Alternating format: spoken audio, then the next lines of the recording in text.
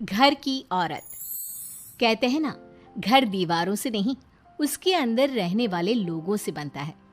लेकिन क्या हो जब घर के लोग ऐसे हो? सारा दिन खाती रहती हो, सोती रहती हो, कोई काम नहीं है तुम्हारे पास। ऊपर से बहू के आ जाने के बाद तो तुम और निकम्मी हो गई हो।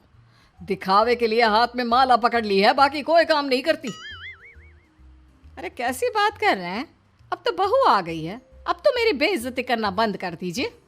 जैसे तैसे मेरी तो जिंदगी कट गई गालियां खा खा कर।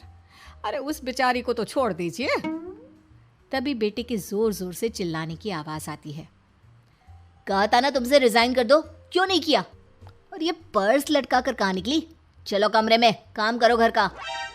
बहू बेटे की लड़ाई सुनकर सास ससुर बाहर आ जाते हैं।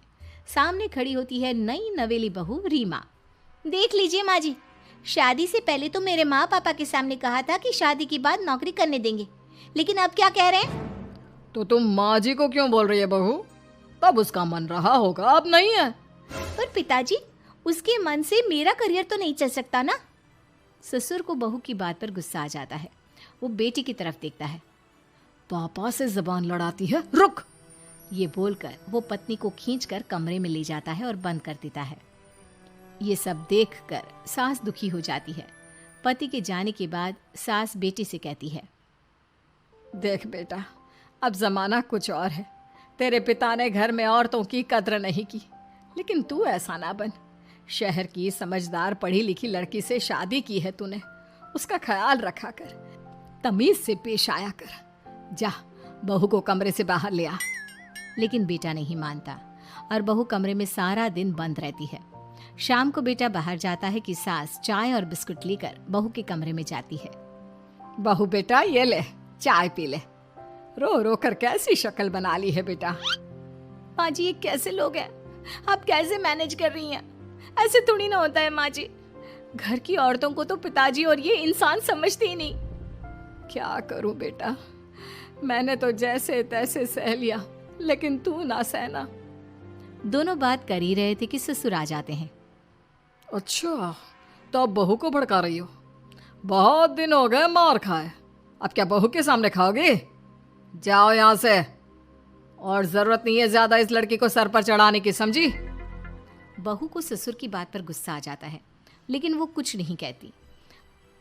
आए दिन बहू देखती है कि कैसे उसकी सास और उसके साथ उसका ससुर और पति गंदा व्यवहार करते हैं। फिर एक दिन, ये क्या बनाया है? खाना बनाना नहीं आता क्या? ये बोलकर वो खाने की भरी सारी थाली फेंक देता है। अरे बेटा कोई बात नहीं, शांत हो जा, मैं अभी बाहर से कुछ मंगवा देता हूँ। हाँ पापा, ऑर्डर करिए। ऐसे खाने से तो पेट भरने से रहा।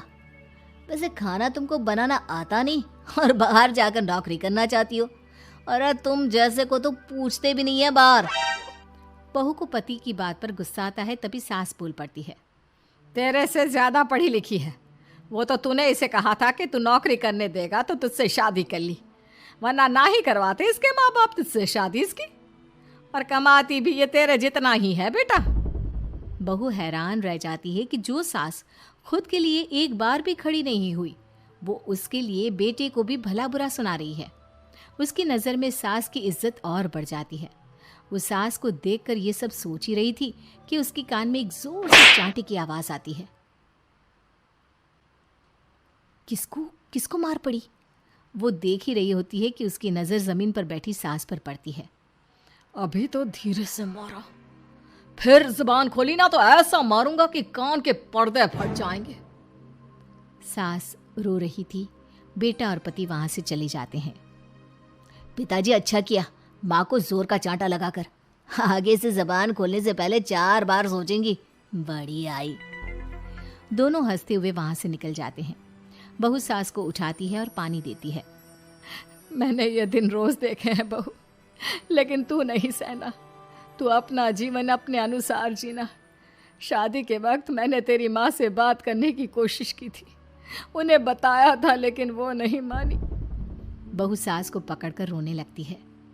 वो इसलिए नहीं मानी क्योंकि वो मेरी सगी माँ नहीं है। माँ जी, जिस तरह से आप मेरे लिए खड़ी हुई हैं ना, मेरी माँ भी नहीं हुई। बेटा मैं तेरा भला चाहती हूँ, तू नौकरी इस घर में रहकर तो नहीं कर पाएगी, एक काम कर, इस घर से चली जा, पैसे कमा और खुश रह। माँ जी, हो सकता है कल तक मैं आपके इस फैसले को मान जाती, लेकिन आज नहीं। माँ जी, आप यहाँ इस नर्क को झेले और मैं आपको छोड़कर चली जाऊं? नहीं, कभी नहीं। अगले रोज, सुनिए, वो क्या है ना, मुझे कुछ कपड़े और गहनों की ज़रूरत है, तो ज़रा पैसे दीजिए ना। अब आप घर के मर्द हो तो पैसे तो आपसे ही मांगूंगी ना, बुरा तो नहीं लग रहा ना आपको? नहीं नहीं, बुरा क्यों लगेगा, ये लो कार्ड, कर लेना शॉपिंग। अगले रोज, बिजली का बिल आया है 10,000 का, भर दीजिएगा। इतना बिल कैसे आ गया? बेटा वो क्या है ना, सारा दिन बहू घर में रहती है तो कमरे में एसी और टीवी चलता रहता है। अब कम से कम बाहर जाए तो 4 पैसे कमा कर लाए, लेकिन हम लोगों को थोड़ी ना औरत की कमाई खानी है, वो तो मर्द ही करता है ना। पति पर्स देखता है और फिर हाँ माँ, ठीक बोल रही हो, खैर चलता हूँ, ऑफिस का वक्त हो गया है। पति ऑफिस से पिता को फोन करता है। पापा, घर के खर्चे तो बढ़ते ही जा रहे हैं, ऊपर से महंगाई आप देख रहे हैं। मैं सोच रहा हूँ क्यों ना मीना को नौकरी के लिए हाँ कर दूँ, 4 पैसे ही लाएगी ना घर में। वो तो तू ठीक बोल रहा है, लेकिन ये औरत की जात, कल को 4 पैसे कमाने लगे तो ये नहीं कि सर पर चढ़कर नाचे।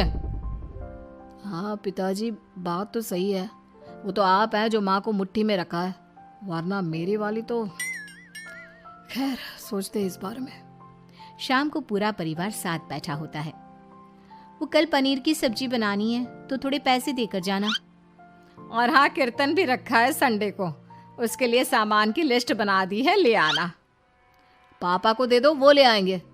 अरे पापा कहाँ से ले आएंगे, मेरे पास नहीं है पैसे वैसे। लो, पैसे ही नहीं है?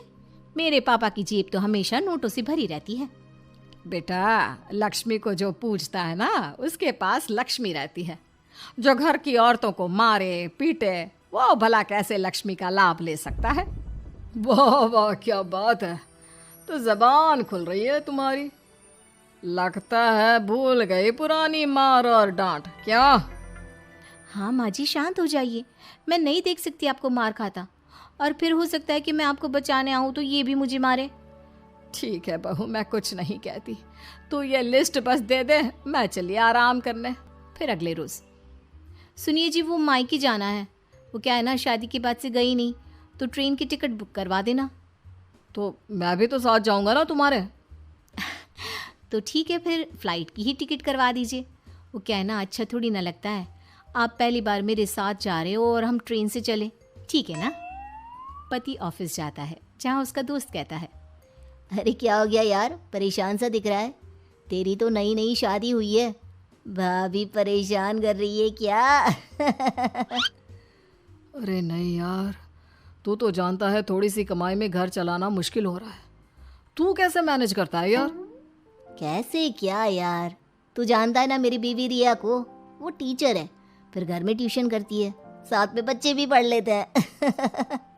यार, घर नाम की गाड़ी दोनों पहियों के साथ चलने से ही चलती है, वो भी कमाती है और मैं भी, और चल रहा है घर बस। पति को दोस्त की बात समझ में आती है, लेकिन पिता का ज्ञान कैसे भूल सकता था? भाई, कल को सर पर चढ़कर नाचने लगी तो। शाम को घर आता है, जहाँ उसकी बुआ और उसका बेटा बैठे होते हैं। अरे आ गया लल्ला, कैसा थका थका सा लग रहा है, सब ठीक है ना? नमस्ते बुआ, कैसे आना हुआ? कैसा है रमेश?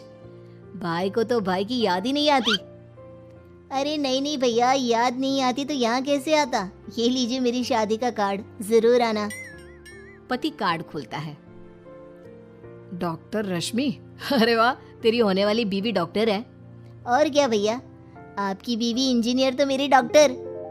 तभी वहाँ सास आ जाती है। अरे जब घर में ही बिठाना है बेचारी को, तो काहे का इंजीनियर है, तो काम वाली ही, घर का काम करती है और आराम। इतनी पढ़ी लिखी लड़की को घर पर क्यों बैठा रखा है? अरे बहू, कहीं झोला चाप डिग्री तो नहीं लेकर आई है? पत्नी की बुराई सुनकर पति को गुस्सा आता है।